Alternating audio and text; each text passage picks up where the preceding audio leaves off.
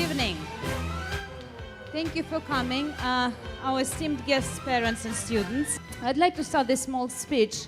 I'd like to recall an anecdote which aptly encapsulates how I feel and how I usually feel during this evening, on this special occasion. And this anecdote goes with that. So when Albert Einstein was active as a professor, one of his students turned to him and exclaimed, "The questions of this year's exams are exactly the same like last year's." "True," Einstein replied, "but this year, all the answers are different." So this year, just like any other year, there is something singular, something uniquely different to be said. And Nietzsche once remarked that when you look into the abyss looks right back at you. Although I do not credit Nietzsche with much, as his mother failed to teach him proper attitudes towards women, but his observation about the abyss reaction is as impressive as it is illuminating. So, and our graduates know that we do influence the world around us, and we do form the reality we inhabit.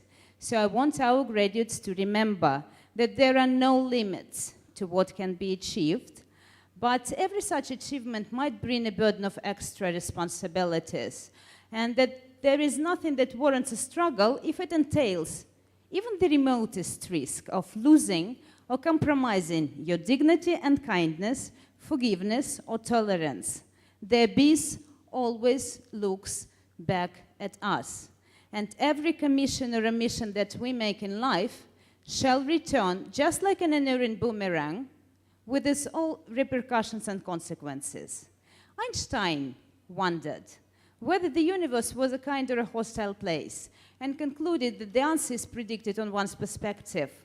So I want our graduates to consider our universe as a kind and happy reality, and continue living in a friendly and generous world. And I want to celebrate their will and consent to struggle through and to overcome the many tricky challenges and difficulties during their studies. And I praise their desire to be positive and for their will, actually, to set and fulfill resolutions and goals. And I laud their skills and talents, which they have willingly shared with us during this academic year, brighten up our daily routine.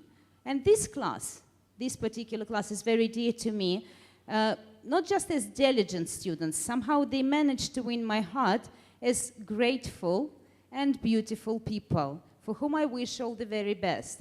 So I want to greet and congratulate our class of 2011, and I'm proud that RBSM always be part of you, just as you always be part of RBSM.